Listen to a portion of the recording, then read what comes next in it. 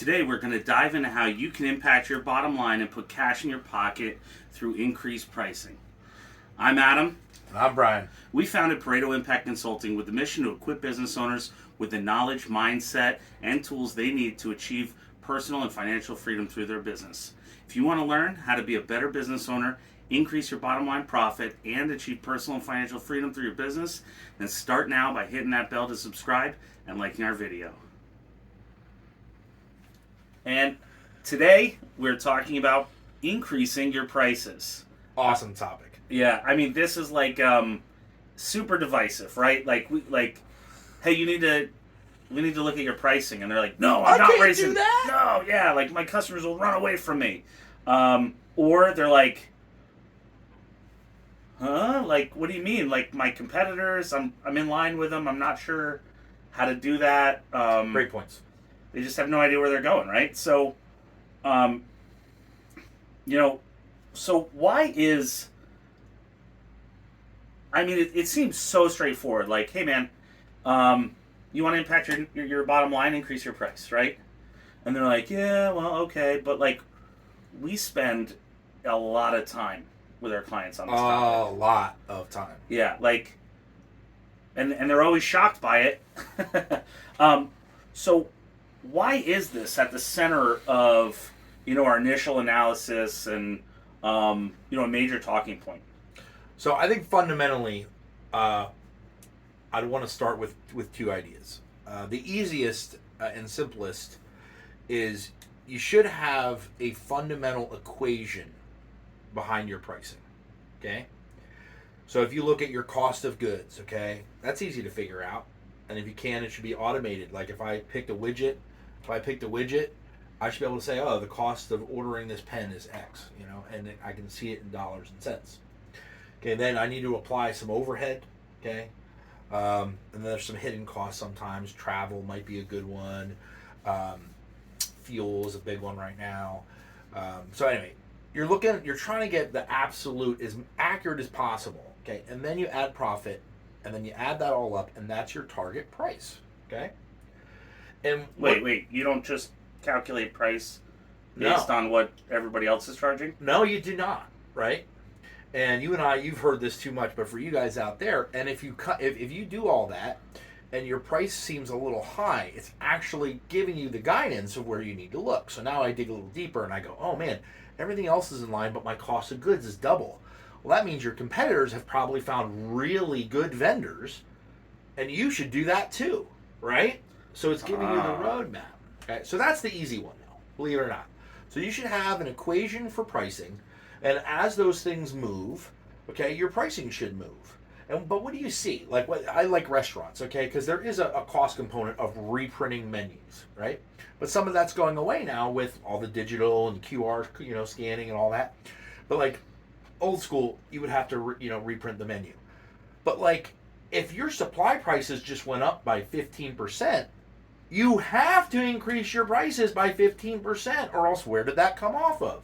One for one, your bottom line. Your pocket. So your profit went from 16% to 1%, and that's why you're struggling to pay your bills. But you knew that. I didn't surprise anybody with what I just said here. Yeah. Okay? We already know it's tough to pay your bills. Yeah. Right? So what you got to do is create that equation. Now, I want to spend a little bit more time talking about the second one, which is, I think, the harder one to really grasp, okay? Price is the thing that, if you look at that buyer's journey, and we talk about this in some of our other videos, we'll bring it up in our market dominating position, compelling offer, probably bundling.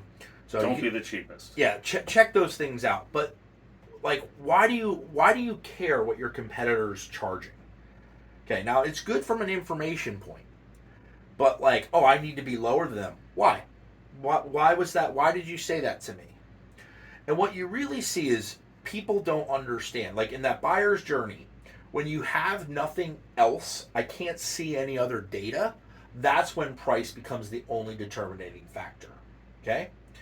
Interestingly enough, a lot of the big players want you only to see the price. They might do some other things well, but they know that logistically and just from their leverage, Walmart is a great example. You cannot compete with them on price.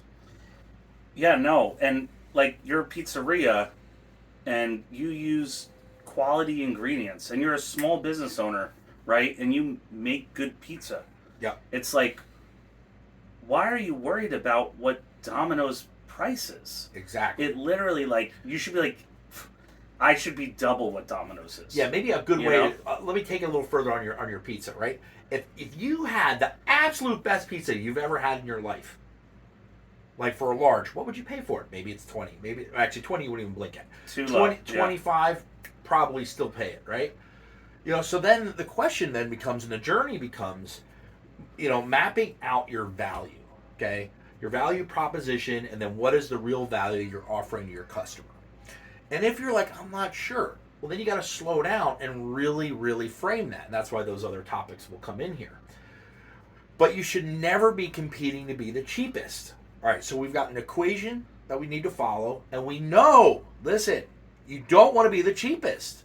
So stop trying to be the cheapest. Yeah. You know who I'm looking at. Yeah, I mean, just to bring that home even more, it's like you are, like, your price, you're trying to compete with somebody who at scale purchases much higher volumes, and so their COGS are much lower, Yeah. their overhead's cheaper, and their sales volume is higher, which allows to aggregate out that overhead over many, so they can offer a much cheaper price, and they're selling bad pizza, So it's like, and it, think of that the consumer is looking at, well, am I going to go with this large corporation that doesn't give a crap about me, or am I going to go and support a small business owner on my main street? And I'm going there because I like that they're on my main street. I like that they give, and it's great food. They're expecting to pay more. Yeah. And they want to. Bringing it back through that marketing lens, really, we'll dive way deeper on this, but for now, just understand that really what you're trying to do is do something that the other people aren't. A great one, back to the Walmart and Amazons, is you cannot talk to a person, like a customer service person, on the phone, right? Why do you think customer service comes up time and time and time again on that main street, broker? And the people who are doing it well, you can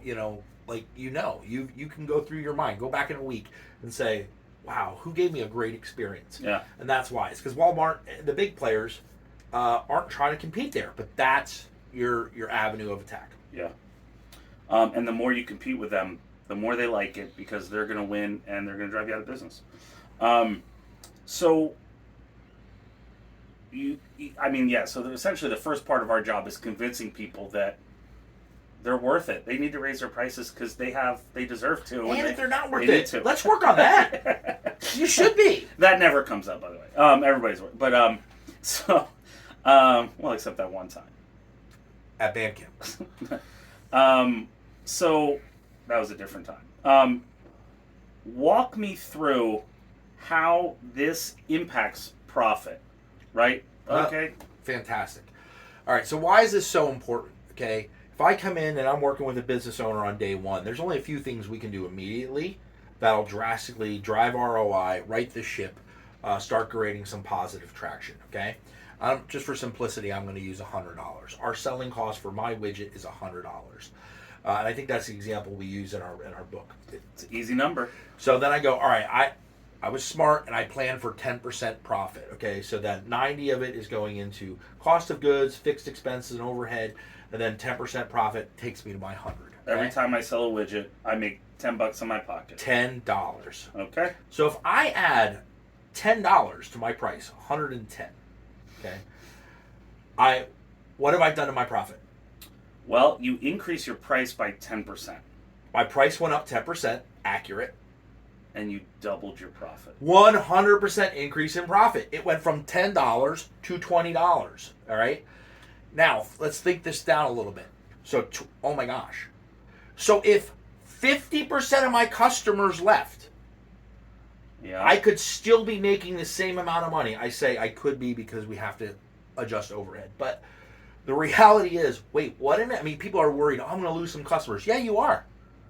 There are a few of your customers that are making the decision based off price.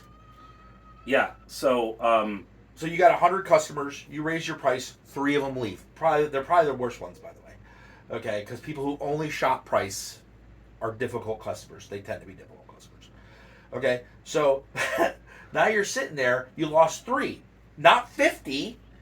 So, and this is what we always drive home. It's, okay, so you did lose some customers. That's scary, right? But wait a minute.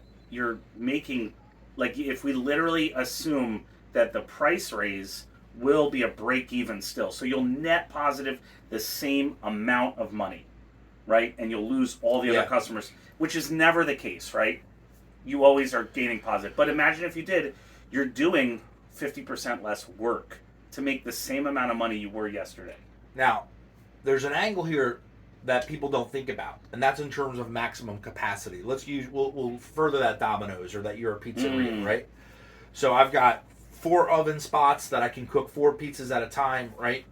And Friday night, I am just slammed. My wait times are going to 2 hours. Okay, that means you're in high demand, which is good. Okay. Yeah, but you're too busy. Like, you literally couldn't get another person in the door. But you are honestly pissing off customers. Yeah, you're okay. Customers are going, God, their wait times are horrible. So you're losing customers, or you're not able to gain new customers. Right. So you're having a capacity issue. So now you raise your prices, and some of those people go, wait, you don't just go and knock the building down next door to make more? You could, and we're going to talk about that a little bit later. But you raise your prices, now you're making more money, which, by the way, would give you the funds to knock down the door, the wall, right? Some of those people drift away, but the ones that remained are now getting a better experience. And we never think of it in terms of pricing that way, as it opens up capacity. And a great way, you kind of hit around it, is work smarter, not harder, which means how can I make more money for less work or more efficient work, right?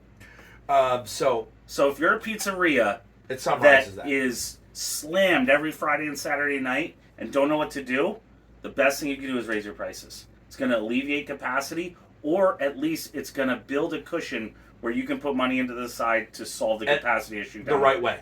Right? Absolutely. Awesome. Great question, Adam. So, great. So we just spent the last 12 minutes convincing you on why it's important to increase your pricing and showing you the benefits and all that stuff, right? So, but if you want to actually go out and implement a price increase, where do you start? All right, so I would start with, if you don't have that equation, kind of coming back full circle, create that equation. If you're one of those rare instances where I don't even know what you're talking about, or I don't have data, I've worked with clients that you come in and they don't have that data. They're just not tracking it. They're not, they're too old school. Their inventory management system is literally a pile or a binder of invoices, yeah. Right? Well, then you kind of, you invert it, right? And you do what's right anyway. I'm going to increase my prices because I'm probably too low. Yeah, well, and probably is just hurting me. So I need to get ahead of that. You may not increase them enough, okay? But you've slowed how fast your ship is sinking. Yeah, I mean, this is actually. Go ahead. Let me combo this too. There's another idea that some people forget, or maybe have never learned. But you and I have learned this in our journey. So when you're creating a business, you have an idea for a product or service, right? And it's all in your head or your partner's head. It's an idea. And hopefully it's a great one. And it's a perceived need in a market. Hopefully it's a great one, right? But all of that is just an opinion and an idea, right? The way you really drive this home and drive it forward is you throw that idea out there and see what happens. But here's the beautiful part. Once you get over that threshold, you're now actually in the mud and the blood. And I always view it as feedback. Your customers are telling you, yes, I want it. No, I don't. Yes, I want it. No, I don't. Yes, I want it. No, I don't. Okay? And that's your customer guiding you to the right answer. So what if you did put your prices too high? Okay? You would see this by an complaining is not. Complaining is like I know if I said, hey, do you want this for $9 or do you want it for $12? You're going to say $9. Yeah, I mean, we go out to lunch. Brian complains about the price of restaurants every single meal we go out. Because I like to eat. But we're still going out to eat. Right. So it's really the actions. So if they're buying it, their action is believe it or not, that comment is really just a way of them like dealing with their ego. Well, and you're also like, It's justification to the self. yeah, you're mourning the loss, right? You're coming to acceptance of the change. Yep, that's exactly right, Adam. So now you've raised your prices. You can really see what percentage of my customer base left. Okay, even if you're shooting from the hip and have loose numbers, okay, you can see, was it 3%, was it 10%, or was it 40%? 40% is a warning flag.